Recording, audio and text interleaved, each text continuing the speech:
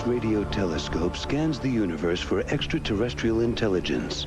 Who or what sent this unexplained signal? Is this image of a face on the surface of Mars a cry for help from a dying planet? Was this woman abducted by aliens and used as a guinea pig for their medical experiments? Mysteries from Arthur C. Clarke, author of 2001: A Space Odyssey and inventor of the communications satellite. Now in Sri Lanka, he ponders the riddles of this and other worlds.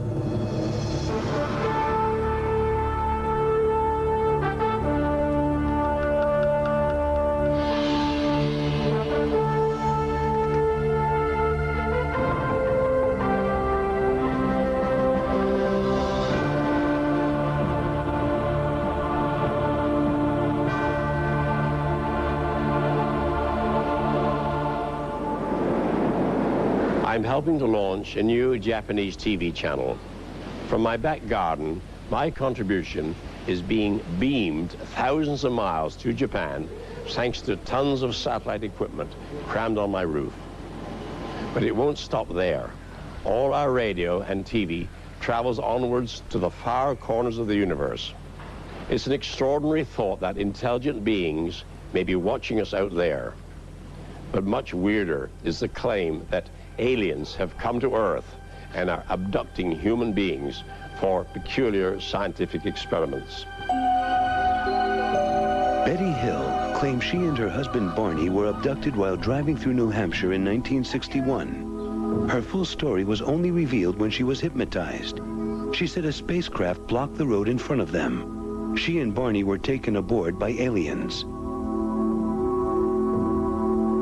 There was one person there who spoke English in a very limited way, who kept trying to reassure us that no harm was going to come to us. They just wanted to do some simple tests. Both of our exams were very similar in most parts, and that they were very interested in our eyes, ears, nose, throat. They took scrapings of our skin, sample of our hair, and are interested in our feet. Then with me, they did what they called testing my nervous system, and he tried to insert a needle-like instrument into my navel, which he called a pregnancy test, and it caused pain, so they stopped doing it. They did not all look alike. They ranged in height, probably 4 to 5 feet. As far as appearance, they had no hair and no protruding part of the ear. They had large eyes, small nose, thin slit for a mouth.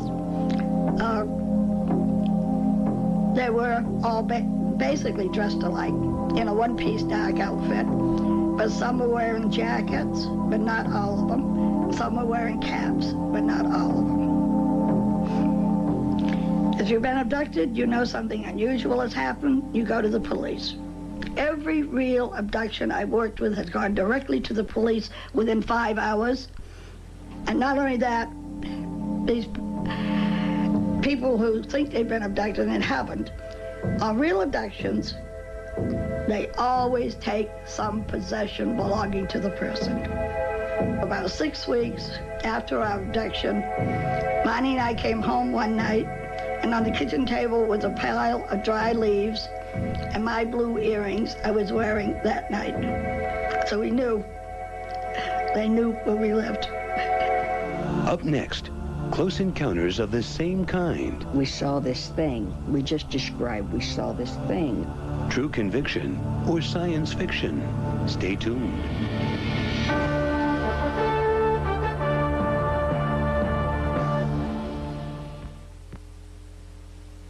Go behind the scenes of the year's biggest films and meet the special effects artists that brought them to life.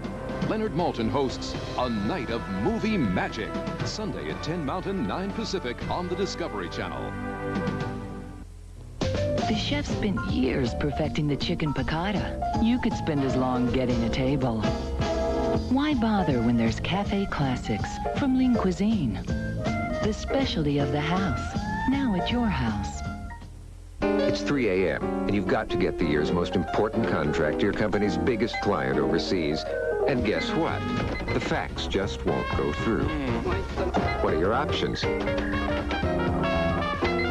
Well, now there's a new option. Call 1-800-THROUGH-FAX, and AT&T's International Fax Service Center will help you solve the problem. Only AT&T guarantees to get your international fax there. Or we'll send it overnight. AT&T, for the life of your business. Every year, thousands of accidents occur because drivers momentarily take their eyes off the road. To help prevent this, our engineers have spent countless hours perfecting the Nissan Maxima's ergonomics. Shapes have been scrutinized, and key buttons have been sculpted to be recognized by touch alone. At Nissan, the slightest detail counts, because on the road, the slightest second counts. The Maxima, from Nissan. Sadly, this report shows 43% of public school fourth graders reading below grade level, almost half our children. Why? Is it because most schools don't teach new readers intensive phonics, even though 80 years of research proves phonics a superior method? Take control of your child's future. Call Hooked on Phonics today. We have a money-back guarantee. Don't you wish schools did? Call 1-800-ABCDEFG. You can't forget their grilled chicken salsa. Unfortunately, you did forget to make reservations. Good thing there's Cafe Classics from Ling Cuisine. The specialty of the house, now at your house. Step into the inner circle of a mysterious group formed thousands of years ago. The Secret Society of the Sanufo. On Magical Worlds, coming up next on the Discovery Channel.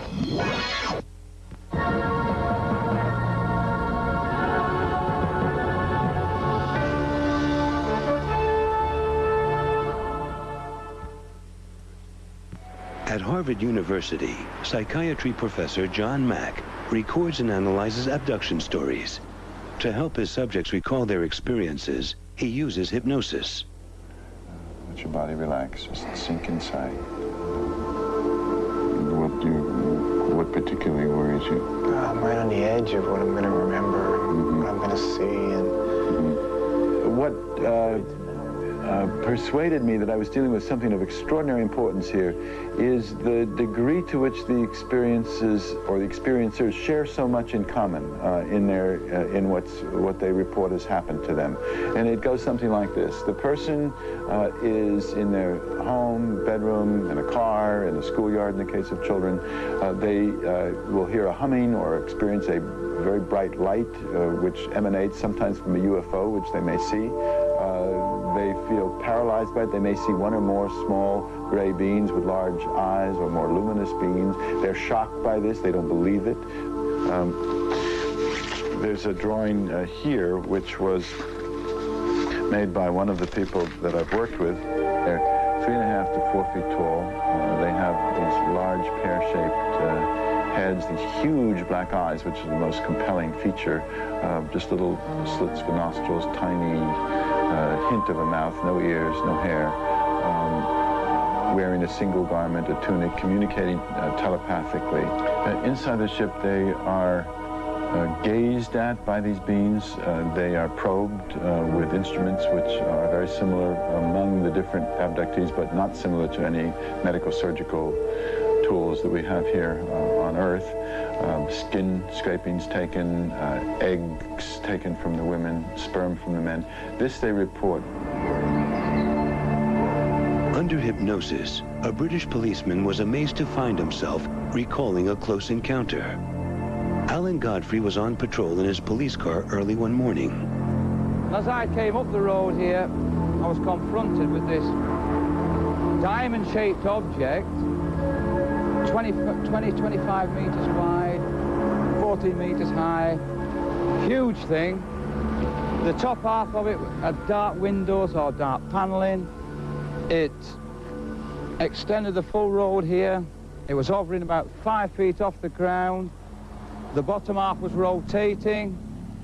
There was no noise coming from the object, but the trees were all shaking violently. I was just totally gobsmacked, you know. And the next thing I can remember, there was a a blinding white light, just... And I kind of came round again, another 200 metres up the road, actually driving the police car. And at 3/4 of an hour had gone by, you know? So I decided that I would undergo hypnotic regression. And what I'd said under hypnosis absolutely amazed me. I described being taken aboard the craft. The frightening thing, to me anyway, was I was absolutely terrified of these small creature-type things with large heads and black eyes. I described their heads as being of a lamp shape, like a light bulb shape, with these black eyes. People say you can lie under hypnosis. Well, I have no reason to lie. All I wanted, in fact, the only reason I did the hypnotic regression was for the truth. And the truth sometimes very hard to believe. In Kentucky, Dr. Robert Baker avoids hypnosis when he interviews people who claim they've been abducted. Louise Smith says she and two friends felt something strange and frightening had happened to them after a night out. The women's journey home had taken much longer than they expected. I felt so dirty. I just felt like I felt dirty, even though I'd taken a bath to go out to eat. And Elaine and Mona said they felt the same way. So I went into the bathroom and I washed. I proceeded to wash my hands and face, and when I did, I burned as if I was just, it was just real hot. The night that it happened, we had called a neighbor of mine over and told him that something had happened and we didn't know what. We saw this thing. We just described we saw this thing. And he said, what thing? And he said, well, since you're all artists, don't say it in front of each other. One go in one room, one into another, and one into another, and you draw what you saw. And when we came back, they were almost identical. What did you draw? Did you draw it for me? Yes, I'd be glad to. This will be a rough sketch. Sure.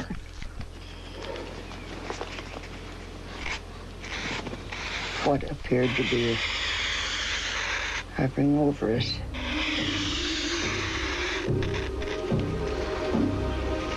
This was a bright light here, as if it was silver on top. And then there was small lights of different colors all around this way, all underneath or around the ship, as I call it, the ship. Do you have any idea how big did it appear to be? Well, I'd say as big as a football field. That's the way that I described it. Very huge, large. Very large. Yes. We didn't know anything what had happened to us until after hypnosis. You know, I felt that my head was covered, see, and then something hot just felt like it was flowing over me. And I've lived with the fear ever since that they had made a mold of my face because I could feel this coming off, you know. Did you see anything? I kept begging, please let me see something, and that's when I began to get real agitated because I wanted to see where I was at and what was going on. And then when they uncovered my eyes, I remember crying aloud, I don't want to see anymore. You know, I saw him, and around me was these little figures that was about 4 to 4.5 feet tall. And they appeared to have like hoods on, but the eyes were very dark and just piercing dark eyes. And their hands weren't fingers like ours. They came down as if to be like, if I had described it like a bird, when you take and pull its wing apart, it had little jagged things like this, like wings, you know. But it wasn't. They just flopped around and they were in gray color. It's as real to me today as it was the day of hypnosis when I really discovered what had happened to me. But I got a sense of relief out of it, knowing that I was totally under their power. They had me there. I had no way of escape. But they let us go, so that's why I don't have a complete fear of them because they had every opportunity to keep me or to do whatever they wanted.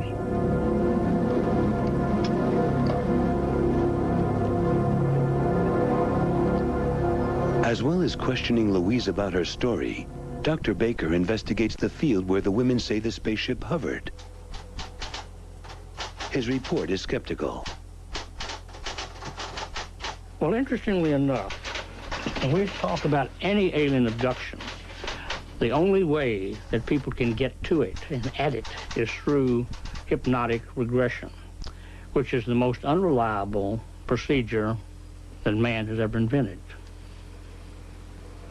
Because once that you are in this state of high suggestibility, you can't tell the difference between your memory, what really happened, and what you think or imagined happened. I think they had what was called a hypnagogic hallucination. This means that when you get tired and are falling asleep, in the process of falling asleep, you see some very strange things. You see lights coming towards you. Feel like you're being engulfed by a very bright light. You see faces on the walls. You see things coming through the walls at you, and so on.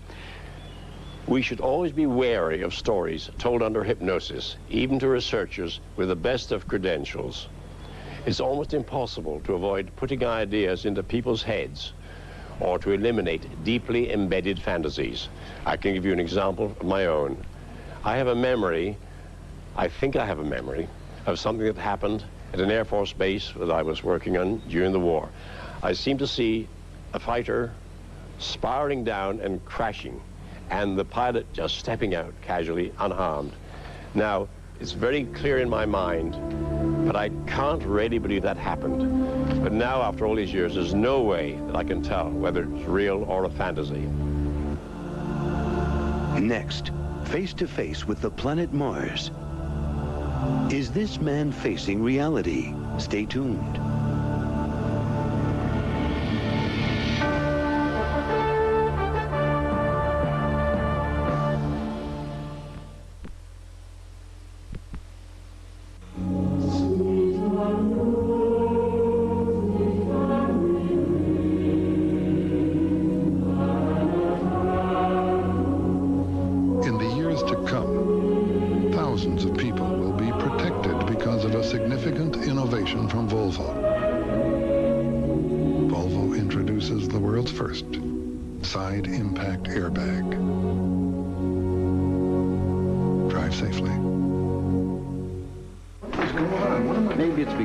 Frames are welded instead of bolted.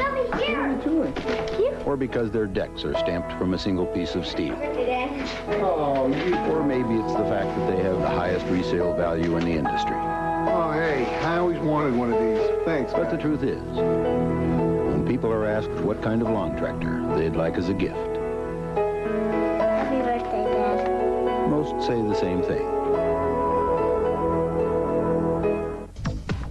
Step into the inner circle of a mysterious group born thousands of years ago, the secret society of the Sanufo.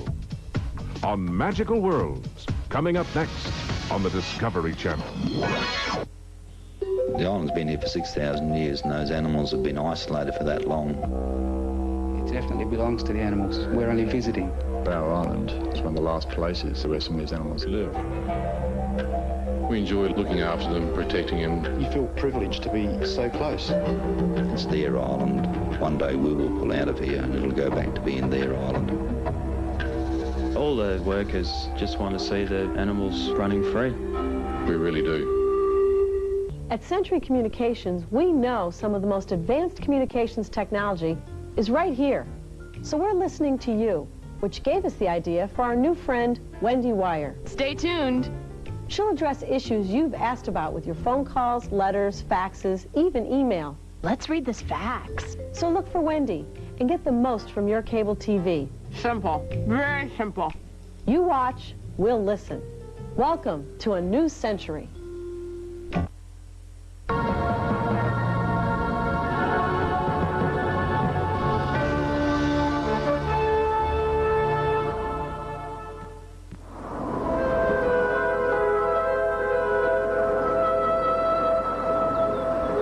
NASA's Goddard Space Center near Washington is the workplace of a man with a mission. Vincent DiPietro lives for the mysteries of the cosmos. My main interest and hobby is space. I collect all sorts of data sheets and pictures and whatever I can get my hands on about the planets, specifically about planet Mars, since I'm so interested in this one place, because we can actually land there. And the more I keep investigating this place, it looks like that at one time it was very Earth-like. From the day he heard rumors of a face on the Martian landscape, DiPietro was hooked. I went over to the National Space Science Data Center on Goddard and thumbed through their catalogs of press release photos, and sure enough, found this photo that was labeled HEAD, H-E-A-D. And sure enough, when I looked at it, it did look like a face or head. That's when I became interested. I said, okay, now I've seen the picture myself, give me the data. It looked like a face to me. I mean, if it looks like a face, maybe it is a face. And if it is a face, what put it there? Who put it there? What did it? Was it natural? Was it such a quirk of light that the wind and the whatever climate or weather that was present on Mars have put all these things in a magic wand and created a face? Could it have been that, or could it have been that some outside intervention did this thing of putting a face or carving this thing or whatever? And I just had to know. So that's when I began to go after the scientific data. It's a large object. It's undeniably very large. It's a mile across. We've designed some computer programs to actually take the raw data and make pictures of them and present them on the PC, on the computer. For instance, if we replace some of the pixels in the eye cavity, in the center of the eye cavity, I replaced some of the pixels in the very center with red, and then coming out further with green and then with blue. And you can see that there is a definite dome or round shape within the eye cavity, which in my interpretation might resemble something that looks like an eyeball. We have so much evidence that this is not a natural formation. We found teeth in the mouth area. We found a hairline that goes all the way around. We found symmetry of the object. All of these things say that there's too many coincidences. I wish I knew who made this thing, but I don't. I can only speculate. I mean, we're really grasping now for the stars here. The planet, as we know, used to be much different than it is today. It had abundant oxygen, had an atmosphere, had water, it had oceans, it had everything that Earth has. Perhaps the planet was dying, and this may have been a message to anyone who came from afar to let them see that there was someone down here, and please come and help us. Up next, this scientist wants E.T. to phone home and even has a special hotline set up. But will he be left call waiting?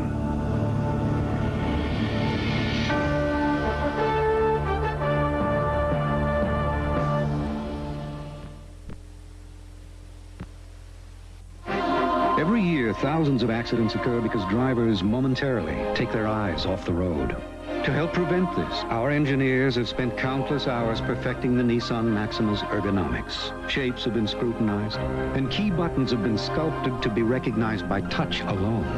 At Nissan, the slightest detail counts, because on the road, the slightest second counts. The Maxima, from Nissan. Do not become a cynic. That's a sure sign of physical and spiritual atrophy. For those of you who would seek adventure, take heart. There are yet places that speak to our souls. And to the dim-eyed know-it-alls, they will say this: I have a surprise for you.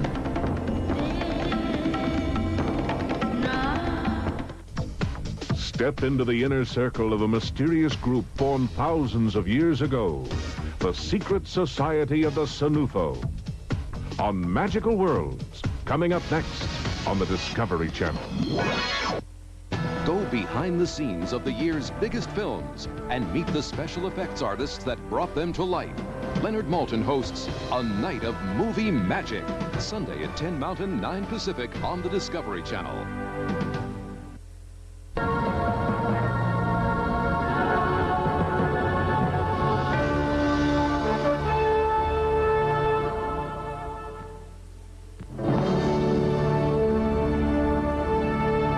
Every 22 seconds, this radio telescope scans 8 million radio channels at once.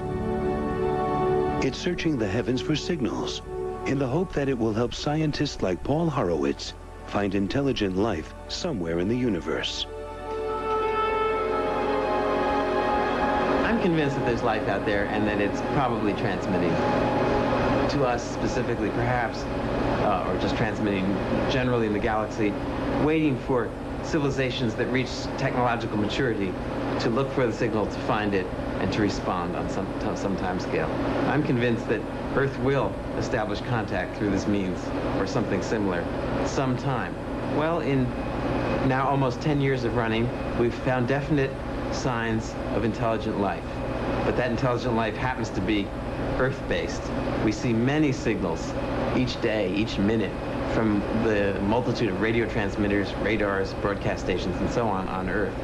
And the major problem in this business is sorting through this thicket of signals, this myriad transmissions of intelligent life on Earth, looking for the one weak signal that's propagated 100 light years from some alien civilization. In all the years of searching, only one signal has come through the elimination process. But this tantalizing call from the cosmos was never repeated. This is some archived data from the 9th to the 11th of September in 1988. This is when the strongest signal of our 5 years of running came in. And I'm going to take this data, sort it by signal strength. And here we see the signal much stronger than all the noise. One isolated strong signal. Let's take a look at what it looked like. And now I'm going to display exactly what's on the screen, complete with graphs. Here's the full 8 million channels. Here's the different display of the 8 million channels showing this very strong spike. A blow-up showing nothing but the single strong signal. Any noise nearby is completely suppressed by the strength of that. This signal survived all our culling for the telltales of interference of transmitters, of radars, and all that kind of stuff. We have never once seen one of these signals say hello a second time.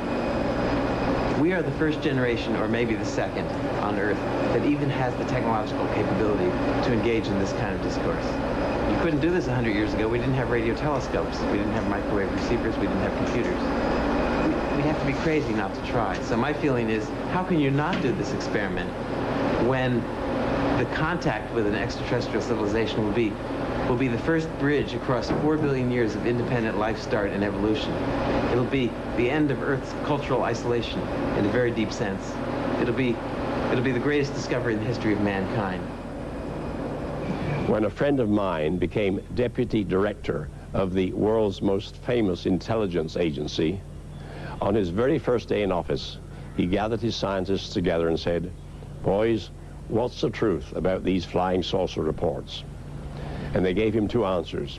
One, we're pretty sure there's lots of intelligent life out there in space. Two, we haven't the slightest piece of evidence for its existence. If there really were visitors from outer space, it would be absolutely impossible to cover up such an epoch-making event for more than about 24 hours. Take it from me, unless, of course, you think I'm part of the conspiracy. They range in height probably 4 to 5 feet. As far as appearance, they had no hair. Coming up next, people are ruled by secret societies on magical worlds. Then filmmakers create the impossible on Movie Magic. Explore your world on the Discovery Channel. See that there was someone down here.